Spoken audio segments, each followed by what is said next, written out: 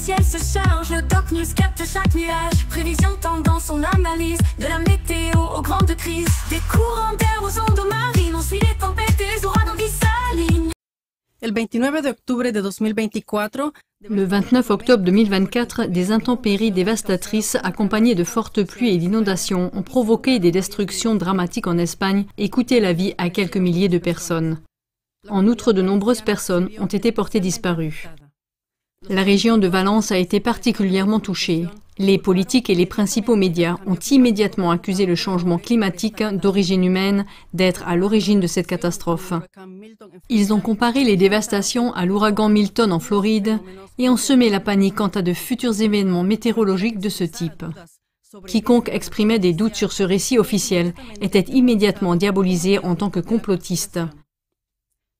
Le Premier ministre, Pedro Sánchez, qui a fait la une des journaux pour des scandales de corruption, a également dénigré les négationnistes, un terme créé par les politiciens et les médias dominants pendant la pandémie de Covid.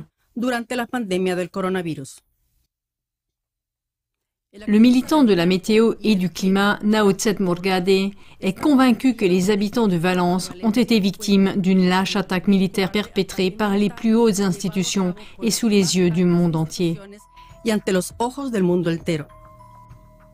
Morgade parle d'un massacre et d'une attaque terroriste par des armes météorologiques, les gens ayant été tués de sang-froid, et il prévient que des personnes continueront à souffrir et à mourir si le public n'est pas informé de ces agissements criminels et si on n'y met pas fin. Dans une vidéo, il se penche sur ce sujet tabou et met en lumière le contexte des événements. À l'aide d'images satellites qu'il a capturées 8 heures avant la catastrophe, il explique l'origine de ce phénomène météorologique mortel. Il est intéressant de noter que le 25 octobre 2024, soit quelques jours seulement avant la tragédie, les médias espagnols de référence ont soudainement annoncé que le Maroc allait désormais mener officiellement des expériences sur le climat. L'objectif était de générer plus de pluie. La question a été posée de savoir si cela représentait un risque pour l'Espagne. L'Agence météorologique nationale espagnole, AEMET, a dû admettre l'année dernière, suite aux critiques du public, que ces modifications météorologiques sont utilisées depuis de nombreuses années pour provoquer ou empêcher la pluie. Mais on ne sait pas exactement comment ils influent le temps dans les régions voisines. Le militant de la météo et du climat, Naoutzet Morgade, souligne en outre l'anomalie alarmante que constitue la démolition ou l'ouverture de nombreux barrages et retenues d'eau en Espagne ces dernières années, et ce, tenez-vous bien, sur la base de directives européennes. Les médias dominants en ont parlé dès 2022, expliquant que cela devait être fait pour remédier à la fragmentation écologique des rivières. Mais le fait est, selon Morgade, que ces barrages ont autrefois recueilli les grandes masses de pluie de la Rota Fria, aujourd'hui appelée Dana, et ont évité de gros dégâts dus aux inondations. Dana est un phénomène météorologique qui provoque de grandes perturbations atmosphériques accompagnées de précipitations très intenses. Le militant de la météo rappelle qu'après la construction des lacs de retenue et des barrages au cours des dernières décennies, des lotissements et des maisons ont été construits dans des zones qui étaient auparavant considérées comme inondables.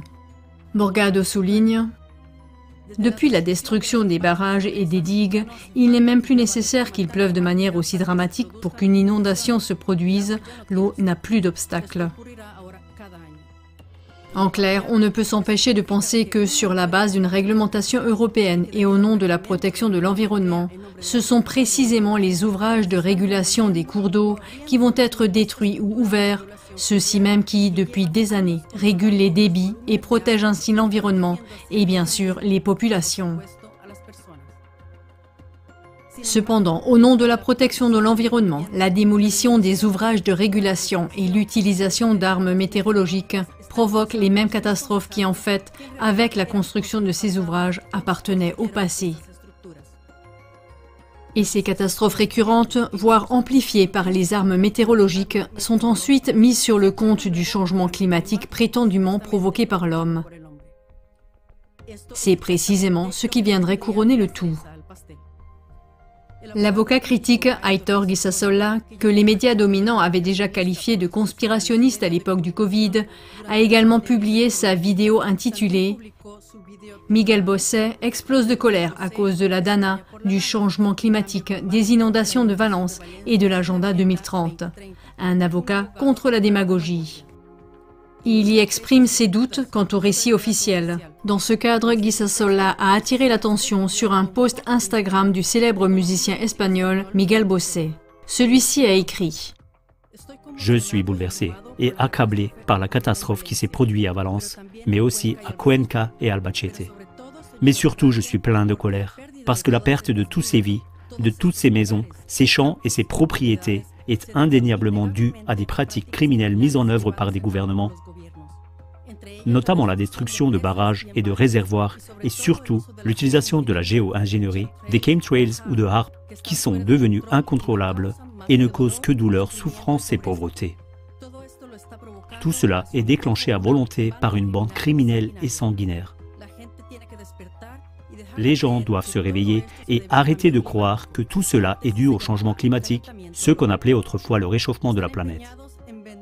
Ils sont bien décidés à nous vendre quelque chose qu'ils provoquent eux-mêmes afin d'en tirer profit une fois de plus, tout comme ils l'ont fait avec les masques et les vaccins pendant la pandémie, au détriment des citoyens bien intentionnés et mal informés. J'invite chacun à élever la voix et à exprimer sa colère pour mettre un terme à l'agenda 2030. Celui-ci ne fait que favoriser une élite dont la seule intention est de détruire tout ce que des familles entières ont mis des générations à construire dans les campagnes et les villes. Le dimanche 3 novembre 2024, le parti Justicia Europa a déposé une plainte devant la Cour suprême contre le président du gouvernement, Pedro Sánchez, et son ministre de l'Intérieur, Fernando Grande Marlaska, pour violation du devoir de diligence, non-assistance à personne en danger, homicide involontaire et blessures corporelles lors de la gestion de la DANA et de ses conséquences. Il est intéressant de noter, et chacun est vraiment libre de se faire sa propre opinion, que Klaus Schwab, le fondateur du Forum économique mondial, a annoncé en août 2024 que l'humanité devait se préparer à une ère d'événements chocs dans un avenir proche. Les inondations qui se produisent à l'échelle mondiale semblent donner raison à Klaus Schwab. On peut citer ici à titre d'exemple les catastrophes dues aux intempéries et aux fortes pluies à Dubaï, aux États-Unis, en Autriche, en Hongrie, en République tchèque, en Roumanie, en Pologne, en Slovaquie et en Suisse. D'un point de vue purement pratique, ces événements chocs sont rendus possibles par une technologie d'armement dont nous avons parlé en détail dans notre émission intitulée « Une arme secrète a-t-elle provoqué la catastrophe de Tchernobyl ? Nous menace-t-elle à nouveau aujourd'hui ?» Avec sa prophétie, Schwab alimente notamment l'hystérie sur le changement climatique, partie intégrante de son agenda 2030. Avec cet agenda 2030, le Forum économique mondial, en collaboration avec l'ONU, travaille de manière très ciblée à une transformation complexe de toutes les structures régionales et mondiales, avec pour objectif une dictature mondiale qui englobe tout. Pour toutes les catastrophes météorologiques, il convient donc de garder à l'esprit le lien entre les armes météorologiques et l'agenda 2030.